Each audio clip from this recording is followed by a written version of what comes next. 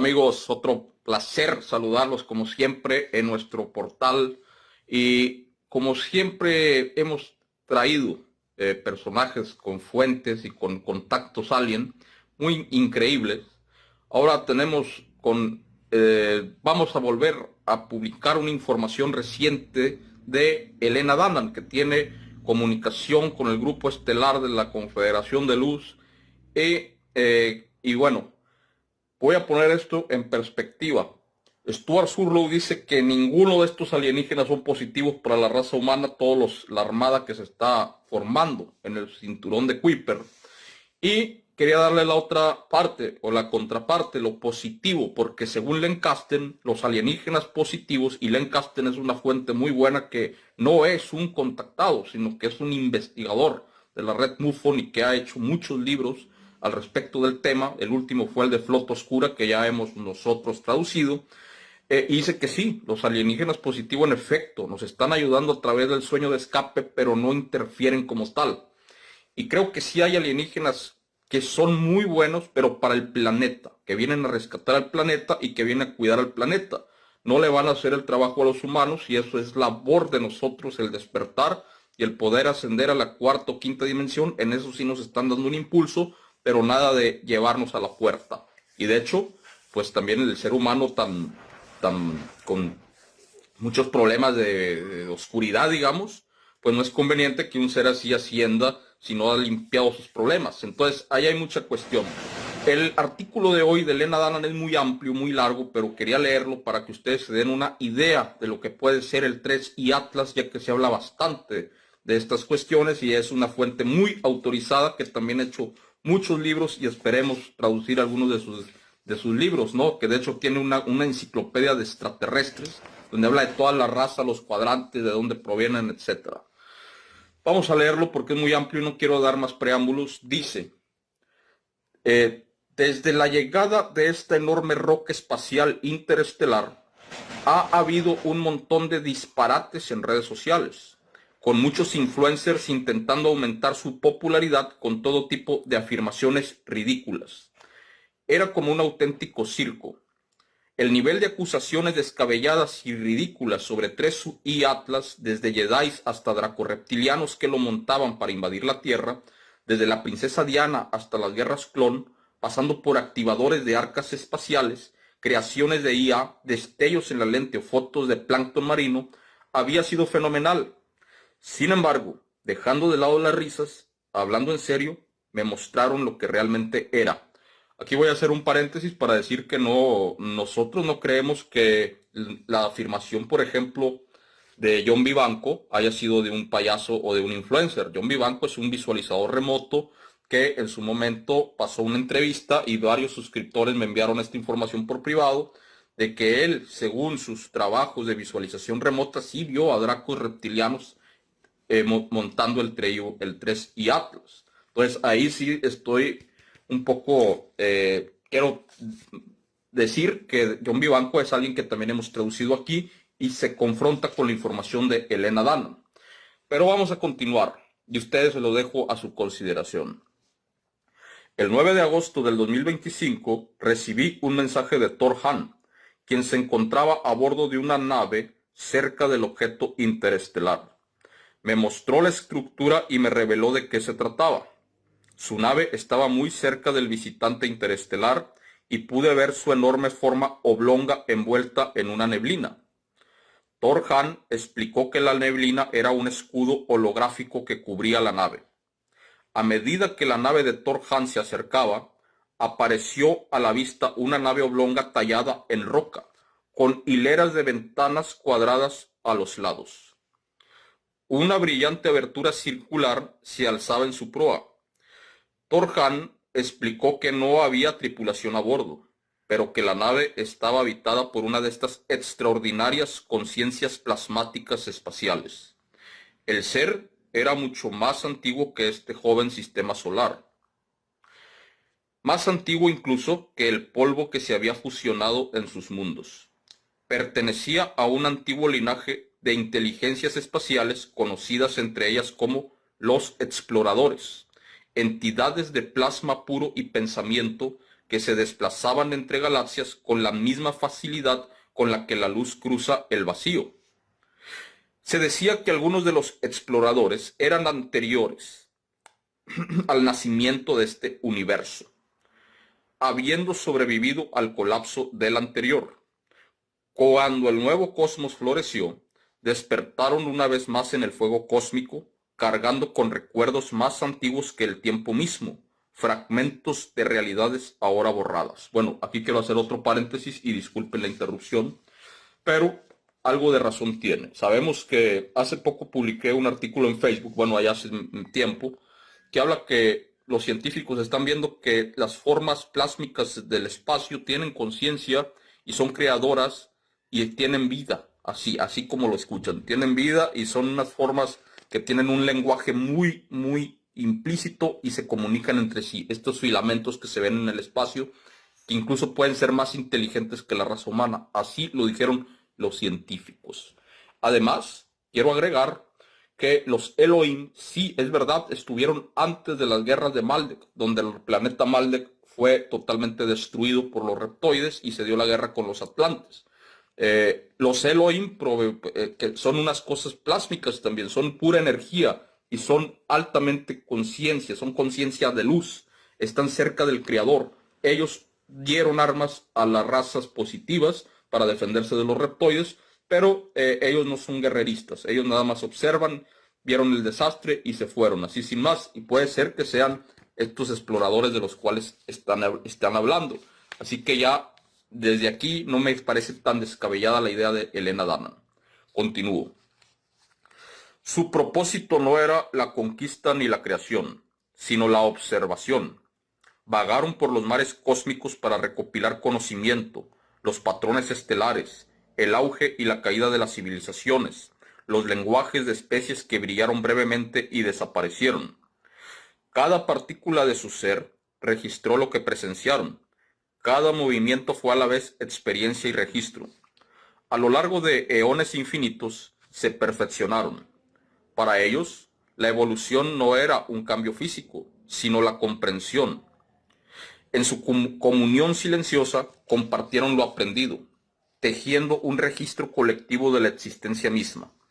En cierto modo, eran los ojos y los escribas del Creador, los observadores que se aseguraban de que nada se perdiera en el olvido, porque cada sol que murió, cada mundo que enmudeció, perduró en la memoria de los exploradores. Y en algún lugar, flotando en la oscuridad entre galaxias, uno de esos seres había vuelto su atención hacia este pequeño y anodino sistema, curioso, antiguo y listo para aprender una vez más. Ea lo complementó ofreciéndome un encuentro físico con el explorador. La noche del 3 de octubre del 2025, Ea me invitó a viajar y conocer al visitante interestelar. Tras llegar a nuestro sistema solar en julio del 2025, el visitante debía alcanzar su perihelio tras el Sol del 29 de octubre, pasando a solo 30 millones de kilómetros de Marte el 3 de octubre. Me recogía en la lanzadera dorada y hacíamos una parada en Marte. Ea estaba de pie en la sala de mando, vestido tan magníficamente como siempre. Se giró para darme la bienvenida cuando salí de la plataforma de teletransporte de la lanzadera y me invitó a sentarme en uno de los asientos. Nunca he estado en Marte, dije. Es una primera vez muy emocionante. El visitante está en su punto más cercano a Marte, respondió Ea. Una oportunidad para que pases y saludes a tu buena amiga Yen Han. ¡Qué maravilla! A pesar de trabajar con la Confederación Galáctica de Mundos, soy civil. Los civiles terrestres no pueden entrar en Marte por el momento, ya que está bajo la protección de la Alianza Terrestre, una organización militar. De hecho, Elena Danaan en la Tierra es una arqueóloga, ¿no? Es una arqueóloga titulada. No se preocupen, tengo inmunidad diplomática galáctica, puedo ir a cualquier lugar de la galaxia y llevar invitados. La lanzadera imperial dorada puso rumbo al planeta rojo. Estaba tan emocionado y nervioso a la vez. Bueno, emocionada y nerviosa, ¿no? A la vez. Ya he estado en muchos lugares asombrosos, pero Marte siempre me ha parecido un planeta prohibido, y ante la imagen de la inevitable tangente natural de la evolución, Siempre nos sentimos atraídos por lo que está fuera de nuestro alcance. Y ahí estaba, Marte. Me sorprendió ver que no es el desierto uniformemente rojo y polvoriento que muestran las fotos de la NASA. Tiene grandes casquetes polares y varias manchas verdes resultantes de las operaciones de terraformación. En cuanto entramos a la órbita baja, un operador militar con acento estadounidense nos habló en inglés a través del altavoz del panel de mando. El soldado solicitó autorización de aterrizaje a la Alianza Terrestre y me pregunté cuánto tardaría en darse cuenta de a quién se estaba dirigiendo. Ea, a su vez, respondió al operador con paciencia y elegancia. Cuando declinó sus títulos y estatus, se hizo un silencio de unos segundos. Luego, el operador le hizo repetir lo que dijo, probablemente con incredulidad. Unos segundos después, el soldado reanudó la conversación, esta vez con voz temblorosa, diciendo que habían verificado la firma de nuestra nave y disculpándose efusivamente por las molestias. Debió ser un shock para este simple soldado. Ahora, tartamudeando, el operador aplicó el protocolo solicitando la validación para las demás personas a bordo. Ea intercambió una sonrisa cómplice conmigo y luego se dirigió de nuevo al operador. En virtud de mis títulos como primer príncipe del imperio y embajador galáctico para la paz, mi inmunidad universal también se aplica a mis invitados. Su Alteza, tartamudeó el pobre hombre, el protocolo de la Alianza Terrestre exige la identidad de sus invitados. Por favor.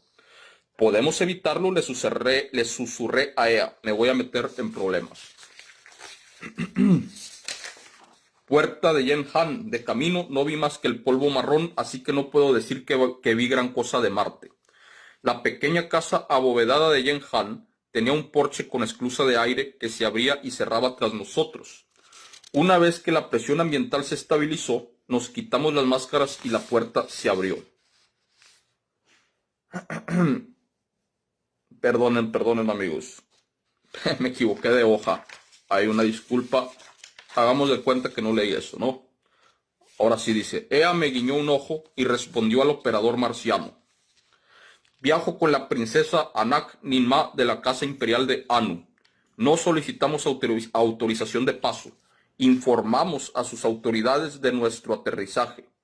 Aterrizaje concedido, Su Alteza. Además, no solicito escolta. Entendido, Su Alteza, sin escolta. Gracias, que tenga un buen día. El hombre al otro lado de la comunicación sudaba como nunca. Pensé, riéndome para mis adentros. ¿Siempre son tan agotadoras las cosas?, me preguntó Ea. Sí, la administración terrestre. El ejército es lo peor, la federación es igual. Entramos en la delgada franja azul y marrón de la atmósfera de Marte, deslizándonos suavemente hacia abajo en la elegante lanzadera imperial. Quizá quieras informar a tu amigo de nuestra visita, dijo Ea. Ah, sí. Activé mi implante y contacté con Yen Han. Se sorprendió al saber que estaba a solo unos cientos de kilómetros de su hábitat en Marte. Sin embargo, su emoción se convirtió rápidamente en nerviosismo al descubrir que mi piloto era Ea y que un príncipe imperial estaba a punto de visitar su pequeño y humilde hábitat marciano en cuestión de unos minutos. Aterrizamos justo sobre el Ecuador, cerca de la colonia científica Alpha Centauria. Podríamos ver sus cúpulas blancas y traslúcidas a lo lejos. La lanzadera de Ea tocó tierra lo más cerca posible de la pequeña casa abovedada de Yen Han. Mientras el motor se detenía y el polvo comenzaba a asentarse, Ea me colocó un respirador en la cara, cubriéndome desde la nariz hasta la barbilla. Tendremos que correr desde la lanzadera hasta la puerta de tu amigo, dijo Ea, mientras abría la esclusa de aire de la lanzadera. La temperatura es suave, pero la presión del aire es mucho menor. ¿Sin trajes ambientales?, pregunté estupefacta. No, solo necesitas esta máscara de respiración para adaptar la composición la composición del aire a tus necesidades. No hace frío, créeme. Creo que tendré que repasar todo lo que creía saber sobre Marte. Bajamos a toda prisa por la rampa y al saltar al suelo marciano me sentí más ligera. Seguir los rápidos pasos de Ea fue divertido y en segundo llegamos a la puerta de Yen Han. De camino no vi más que polvo marrón. así que no puedo decir que vi gran cosa de Marte. La pequeña casa abovedada de Yen Han tenía un porche con esclusa de aire que se abría y cerraba tras nosotros. Una vez que la presión ambiental se estabilizó, nos quitamos las máscaras y la puerta se abrió. Corrí a los brazos de Yen Han, nos abrazamos y reímos. Fue tan agradable reencontrarnos, y por una vez, no en la estación de combate de su hermano. Este era el entorno que podía ver al fondo cuando nos comunicábamos: el escritorio, la cocinita y la cama. El lugar parecía más la celda de un monje que una casa. Yen Han tenía compañía, dos chicas de su edad, una rubia y una morena, a quien presentó como sus colegas. Por ahora, sin embargo, los tres se inclinaban ante Ea, temblando de asombro, con una rodilla en el suelo y una mano en el pecho, hasta que Ea les pidió que se pusieran de pie. Este es el protocolo diplomático utilizado por la Alianza Galáctica Unida. No se trata de sumisión ni de inferioridad, sino de respeto por los valores de su rango. Los jóvenes amigos de Yen Han estaban visiblemente emocionados por este encuentro inesperado. Tras una breve conversación, Ea los invitó a los tres a unirse a nosotros en la lanzadera imperial para conocer al visitante interestelar. Cuando la lanzadera despegó del suelo marciano y estableció una trayectoria orbital alta, Yen Han presentó a sus dos amigas que estaban sentadas detrás de nosotros. La morena Tem recibió el apodo de su planeta natal, Temer, en el sistema estelar Achara, en las Pléyades. La rubia, Tahura, era una Alfa Centauria de Silo. Ambas trabajaban en las operaciones de terraformación conjuntas. Nuestros tres invitados quedaron impresionados por la belleza de la nave espacial de Ea, hecha íntegramente de oro macizo y platino, pero sobre todo por estar en su presencia. Las chicas apenas podían respirar ni decir palabra. Pronto avistamos al visitante interestelar, al principio un brillante resplandor que se reveló rápidamente como un cilindro brillante que reflejaba la luz del sol. Estamos hablando del 3 y Atlas, ¿no? Para que tengan ahí conciencia. Al acercarnos, Ea estableció contacto telepático con él. Un silencio sagrado llenó la sala. Todos estábamos pendientes de sus siguientes palabras, así como de la espectacular visión en la pantalla frontal. Nos invita a acercarnos, dijo Ea, contemplen. Ea se acercó a su nave lo suficiente para que pudiéramos ver los detalles de la estructura, las hileras de ventanas cuadradas y el enrejado metálico que se aferraba a la rocosa capa exterior. Luego, colocó la lanzadera para que flotara sobre la espalda del visitante. La energía era fenomenal. Podía sentir su campo de conciencia de plasma polarizado envolviendo nuestra nave. Cuando Ea estabilizó la lanzadera sobre la espalda del visitante, la frecuencia en la sala de mando cambió. Los instrumentos se detuvieron. Podíamos sentirlo. El inmenso ser bajo nosotros, su conciencia, una marea de plasma polarizado que recorría el casco y se nos metía en los huesos. Era como si la lanzadera hubiera dejado de ser una máquina para convertirse en parte de una corriente viva, vibrando con un ritmo más antiguo que las estrellas, y el oro que componía nuestra nave magnificaba este poder. Mis pensamientos ya no me pertenecían, se movían en patrones moldeados por algo vasto y sin palabras. El asombro se mezclaba con un escalofrío silencioso, la sensación de estar dentro de un pensamiento, dentro de la conciencia de algo que había visto desplegarse en la creación y aún recordaba el pulso de la primera luz. Ningún sensor podía medir esa energía. Era presencia. Una conciencia lo suficientemente vasta como para llenar el vacío, presionándonos suavemente, casi con ternura, como dándonos la bienvenida al sueño que había estado soñando. Por un instante ninguno de nosotros habló. Las palabras se habían quedado pequeñas para lo que éramos en nuestro interior. Podía sentir su mente y la de todos los demás a bordo de nuestra nave, a través de una especie de empatía armónica, como si el campo del visitante nos hubiera tejido en una sola mente. Incluso Ea, que había visto cosas que apenas podíamos nombrar, se quedó inmóvil. Su rostro perdió su habitual precisión. Parecía escuchar algo vasto y privado, algo que solo él y el visitante podían compartir. En cuanto a mí, lo que sentí no fue luz, ni energía, ni siquiera pensamiento, fue reconocimiento. Una repentina certeza de que esta conciencia no era ajena en absoluto. Una repentina certeza ya había estado con nosotros desde el principio, integrada en los códigos de nuestros átomos, esperando el momento en que nos acercáramos lo suficiente para recordarla. El casco de la lanzadera zumbaba, no por motores ni vibraciones, sino por resonancia, como una plegaria respondida en metal. Todos los indicadores del panel oscilaban entre el silencio y el infinito, incapaces de definir lo que sucedía. Afuera, la figura del visitante pulsó una vez lentamente, como si respirase, y comprendimos, sin traducción ni orden, que nos había visto. No como exploradores, sino como niños que regresaban de un largo olvido. Ninguna grabadora de datos podía capturar eso. La experiencia no era información, era comunión. En cuanto a Yen Han y las chicas, me volví para mirarlas. Vi a mi joven amiga Ahel, destrozada y llorando. Estaba pálida y sollozaba. Su cuerpo temblaba. Yen Han, ¿estás bien?, le pregunté preocupada. Mi joven amiga me miraba fijamente, incapaz de articular palabra. Se fusionó con ella en el campo temporal, dijo ella. Con Yen Han va a estar bien. Es un hacedor de estrellas, terraformador, por eso la eligió. ¡Wow! Yen Han logró balbucear algunas palabras con labios temblorosos. Él me dijo que te diera este mensaje. Vengo en paz. Comprendí perfectamente lo que Yen Han estaba padeciendo. Vi en sus ojos temblorosos la misma tormenta que me atravesó cuando entré en contacto con los 9. Nada te prepara para ello. No te sucede simplemente, te reconstruye, átomo a átomo, pensamiento a pensamiento. Se siente como un viento cósmico que te atraviesa el alma, arrasando con todo lo que no es verdad.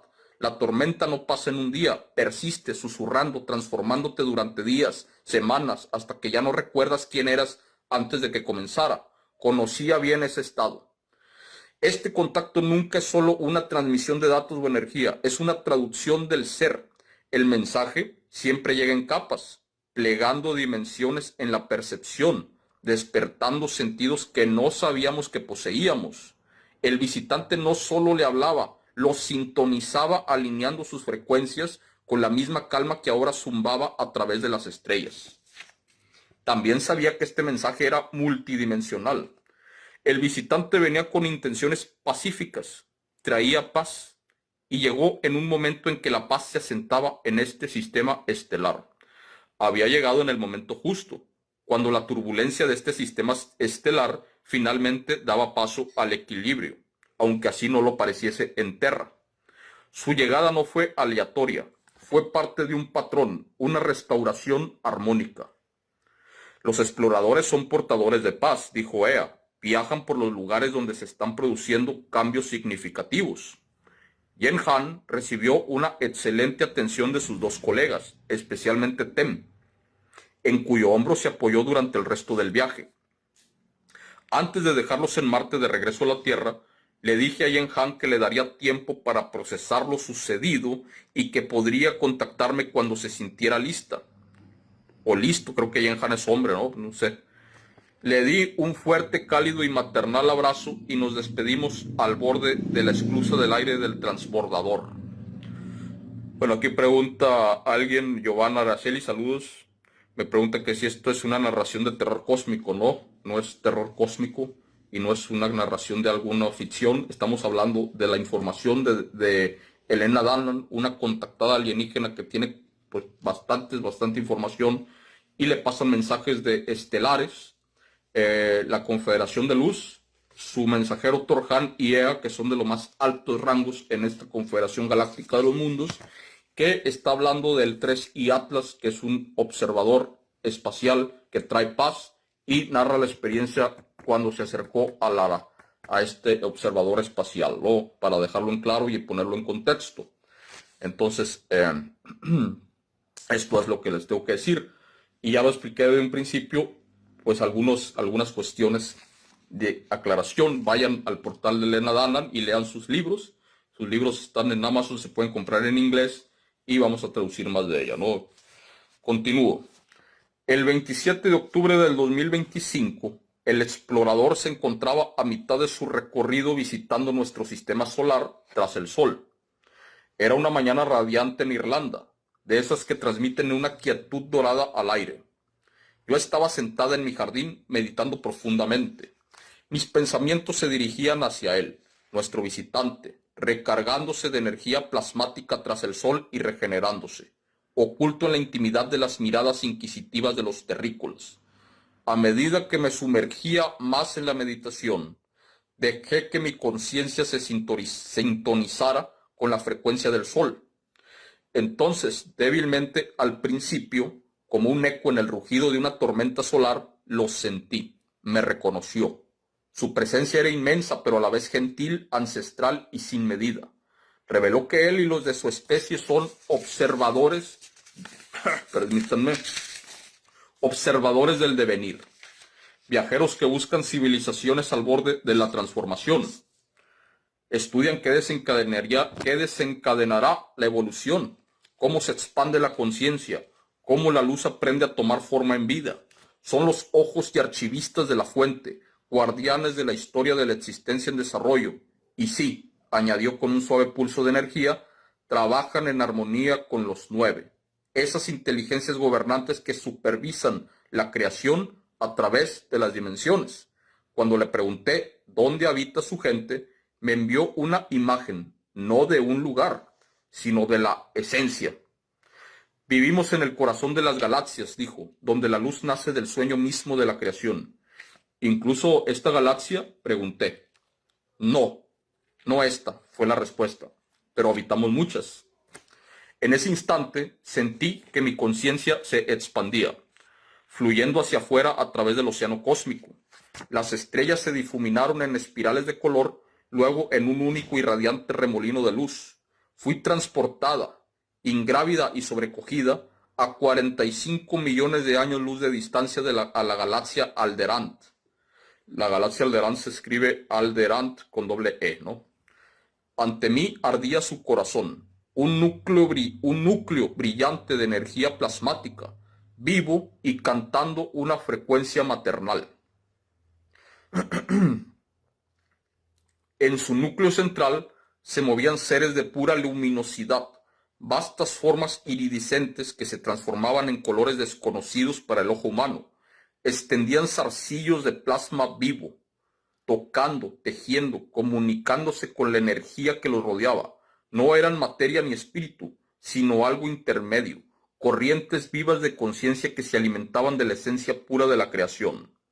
Podía sentir su alegría, su infinita paciencia, su propósito. Estaban aprendiendo, registrando, amando, existiendo, testigos atemporales de la danza del cosmos en desarrollo, y por un breve instante estuve entre ellos. Entonces, como una marea que retrocede, mi conciencia regresó, el jardín regresó, la calidez de la luz del sol en mi rostro, el aliento familiar de la tierra. Pero algo dentro de mí, como una sinfonía de geometría y de luz, siguió resonando. Empezó a transmitir patrones, no palabras, sino campos de significado, matemáticos en esencia, con la misma belleza que se encuentra en la estructura de los copos de nieve o en la resonancia de un átomo de hidrógeno. Aquí voy a hacer otra interrupción, amigos, para recordarles que Stuart Surlow habla de que todos los alienígenas y los seres avanzados del espacio exterior, el lenguaje, tienen un lenguaje, que es el lenguaje hiperdimensional. Y él, Stuart Surlow, en la base de Montauk, aprendió este lenguaje interdimensional o hiperdimensional, como un cubo. Y él lo registró en su libro, El mensajero hiperdimensional, de Stuart Surlow, y tiene que ver con lo que está diciendo Elena Dunham de cómo se comunicó o cómo se conectó el 3i Atlas, el observador de los mundos, con su conciencia, ¿no? Dice, no somos dioses, dijo, aunque algunos de los tuyos nos han llamado así. Somos archivistas de la emergencia. Estudiamos cómo la fuente aprende a través de sus propias manifestaciones. Me mostró visiones, secuencias que se desplegaban como fractales. muy similares a lo que vi en el Matkal. Los mismos patrones geométricos de luz que se creaban y descreaban. Vi civilizaciones surgir y disolverse en diferentes galaxias, cada una dejando una sutil huella en el campo morfogenético del universo. Estas huellas, explicó, eran datos codificados en el sustrato luminoso de la existencia. Cada especie inteligente contribuye a esta vasta biblioteca de experiencias, un registro en constante crecimiento de cómo la conciencia experimenta con la forma, la emoción, la limitación y la trascendencia. Algo así como los registros acásicos del espacio exterior y del creador. Estamos hablando de las experiencias del creador, de la Dios, de la fuente divina, de cómo se retroalimenta de sus propias subcreaciones. Más de esto se puede encontrar en el libro 3 de Neale Donald Walsch, Conversaciones con Dios. Léanlo, el libro 1 y 2 y 3 de Conversaciones con Dios de Neale Donald Walsch, ¿no? Continuó. La evolución no es aleatoria, continuó. Es una conversación entre lo finito y lo infinito.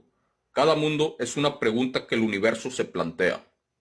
Reveló que la Tierra se acercaba a un cambio de fase, un umbral crítico donde la conciencia comienza a reconfigurarse, tanto biológica como energéticamente.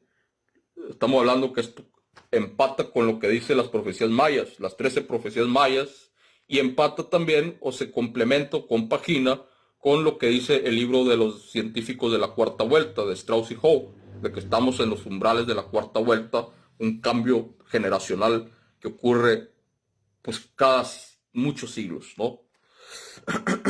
Continúo.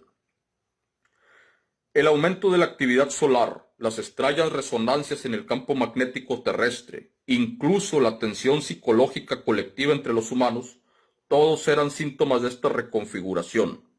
Su estrella, explicó, forma parte de una red. Los soles no son simples orbes incandescentes, sino transmisores nodales en el campo galáctico, que intercambian información a través de filamentos de plasma que abarcan el espacio interestelar. Cuando una estrella cambia su frecuencia, toda la red responde. Pude verlo, un inmenso entramado de luz, filamentos de plasma que entrelazaban galaxias como neuronas en un cerebro cósmico.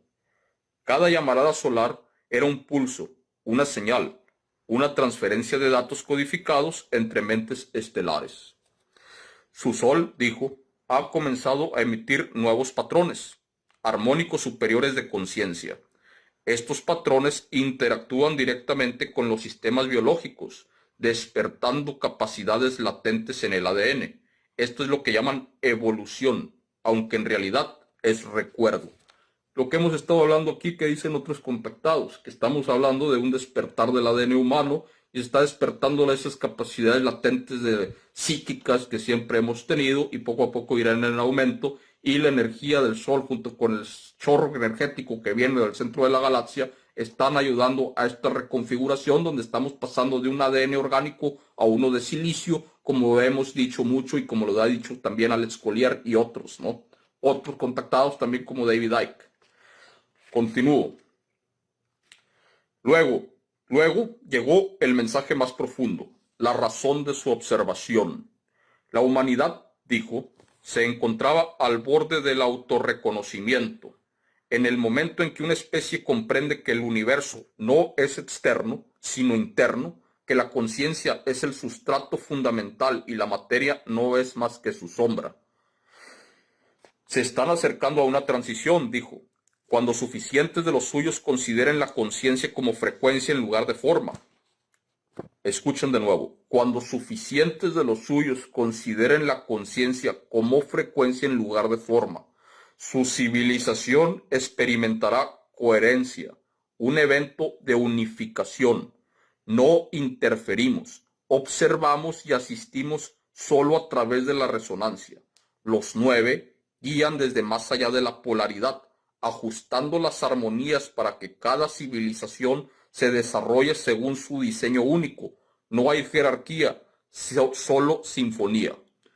Estoy hablando más lento al narrar esto porque no quiero narrarlo rápido en orden de que se entienda, ¿no? No se molesten si hablo más lento en orden de que quede más plasmada la idea y quede más afincada en la narración. Mientras hablaba, mi percepción oscilaba entre escalas, átomos, estrellas, galaxias, todas pulsando al mismo ritmo, todas respirando al unísono. Sentí mi propia conciencia expandirse a ese ritmo y por un instante comprendí. La evolución no es ascenso, sino recordar la geometría de la fuente dentro de nosotros mismos. La comunicación comenzó a desvanecerse, como una señal que se retira tras el umbral de la luz. Pero antes de que el vínculo se disolviera por completo, me llegó un último pulso de significado. Cuando mires hacia el sol, recuerda, no estás mirando hacia afuera, sino hacia adentro. La luz que ves es el reflejo de tu propio devenir. El jardín regresó una vez más. El viento entre los árboles, una gaviota lejana, el silencioso zumbido de la vida. Sin embargo, todo parecía más vivo, más luminoso, como si los propios átomos susurraran secretos. Yo creo que es lo que experimentan los que se toman la ayahuasca, ¿no? Que entran a la ayahuasca o que toman ese tipo de alucinógenos controlados por medio de la naturaleza que conectan con este mundo oculto. Fractal, mundo fractal, ¿no? Continúo. Aún podía sentirlo, débil pero firme, detrás del sol, observando, esperando, cantando en silencio con los suyos, mientras la humanidad se preparaba para despertar de su largo sueño de separación. El 28 de octubre del 2025, ella me invitó a ver al explorador repostando tras el sol, a bordo de su transbordador con él. Decliné con tristeza, pues aún me sentía mal por haberme resfriado en Marte. Lo culpé, diciendo que la Federación habría tomado todas las medidas de seguridad con los trajes ambientales, etc., a lo que ella respondió con ingenio. Con la Federación no habría sido a Marte. La noche siguiente me sentí mejor y acepté su invitación. Nunca había estado tan cerca del sol. Nunca imaginé que las erupciones solares se extendieran tanto en el espacio. Las distancias son enormes. La superficie del sol se movía incesantemente, con ondas de luz fundidas plegándose y colapsando unas sobre otras. Plasma danzando en arcos de calor inimaginable. Fue magnífico, impresionante y aterrador. Flotamos alrededor de la esfera llameante hasta que lo encontramos, o sea, al visitante. Allí, en medio de la tempestad solar, el visitante reabastecía combustible. Flotaba, sin esfuerzo, entre las llamaradas, envuelto en un capullo de plasma translúcido que brillaba como cristal líquido. Las tormentas no podían tocarlo. Del frente de su forma luminosa se extendía un filamento, un elegante conducto que extraía plasma del sol a través de una abertura frontal circular que brillaba con un naranja intenso y radiante. Como todos los seres de su especie, tenía tentáculos que se abrían como paraguas para recolectar el fril, la energía vital de la que prosperan. La vista era más que hermosa. Mantuvimos una distancia respetuosa, flotando ligeramente detrás y a su izquierda, observando en silencio reverente. Fue entonces cuando comprendí por qué se escondía detrás del sol, lejos de la indagación, sensores y la incansable curiosidad de la Tierra. Aquí podría alimentarse, regenerarse y comunicarse en paz. Me sentí eufórica, abrumada por la gratitud de presenciar semejante momento. Había visto a uno de estos seres en su acto natural de sustento, algo que pocos han imaginado siquiera. Mientras escribía mi enciclopedia galáctica, Thor Hahn me había mostrado una vez registros archivados de entidades plasmáticas similares que habitaban en la nebulosa Carina. Realizaban el mismo ritual, recolectar el fril de las masivas corrientes estelares. Pero esta vez no se trataba de un registro, un informe, ni de conocimiento de segunda mano. Ahora lo había visto con mis propios ojos. El 1 de enero del 2026 recibí una invitación a la estación de combate XLR-6, donde trabaja Thor Hahn. Pues Jan Hahn estaba dispuesto a hablar y visitó a su hermano para poder conocerme personalmente. Ciertas cosas, cuando se trataba de los secretos y las maravillas de la creación, es mejor hablarlas en persona. Fue maravilloso reencontrarnos y pasar un rato poniéndonos al día con nuestras vidas. Entonces se hizo un momento de silencio. Ken Han me miró con intensidad y dijo: entre en él, en el ser de plasma. Perdón. Entré en él. Entré en el ser de plasma. Lo conocí. La frecuencia del momento cambió. Aunque nos encontrábamos en un rincón tranquilo de un salón, de repente el aire a nuestro alrededor cambió. Era como si una burbuja nos envolviera, amortiguando la realidad que había más allá. El interior es como una pequeña ciudad construida pero carente de vida. Aunque hay una presencia liminal, es él, el ser, el explorador. Su conciencia incrustada en todo, en cada parcela física de materia aquí. Podemos ver, de verdad, que hubo personas biológicas viajando allí hace muchísimo tiempo, pero ni siquiera sé si podemos apreciar la medida del tiempo allí. El tiempo ya no cuenta ahí, porque es tan antiguo. Este ser no vive según una medida lineal del tiempo. En fin, estas personas se fueron hace muchísimo tiempo, incontable. Solo queda el ser, adherido, incrustado y fundido en la estructura de esta nave. Ya sabes, algunas naves espaciales son tan antiguas que se convierten en piedra, se fosilizan. Creo que eso es lo que le ha pasado a este tipo de objetos. ¿No es una roca tallada? No lo sé, ya no estoy seguro. Interesante. Entonces, ¿habría rocas espaciales talladas y naves fosilizadas? Nunca había oído hablar de eso. ¿Cómo puede algo fosilizarse en el vacío del espacio? Porque al principio es orgánico, no se convierte en piedra mineral, sino que se endurece hasta ese punto, se cristaliza. Deberías haber visto las paredes interiores. Todas están recubiertas de una red de neuronas cristalinas de color azul. Es como el cuarzo, azul por la iluminación interior, como si el cuarzo estuviera fundido. ¿Derretido? Sí, como el vidrio, pero es cristal puro y tiene la forma del interior de un cerebro, como si fuera su cerebro el ser. Es una forma de vida completamente nueva, desconocida para nosotros. Es biológica, viva, pero hecha de cristal. Una forma de vida cristalina. Sospeché que existían, pero no entendía cómo era posible. Créeme, todo es posible. Todas las paredes interiores de la nave están recubiertas de esta red cristalina, inteligente y viva. Pulsa con un flujo luminoso azul compuesto de diminutas partículas de luz, conectando información, almacenándola, analizándola, procesándola, y toda esta estructura está impulsada por la mente, la conciencia del ser.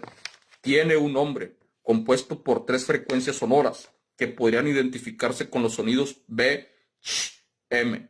Pero por supuesto, nuestros órganos vocales humanos no están capacitados para pronunciarlo con precisión. Su nombre puede ser escuchado, sentido, pero no pronunciado por los humanos, como nosotros los altianos.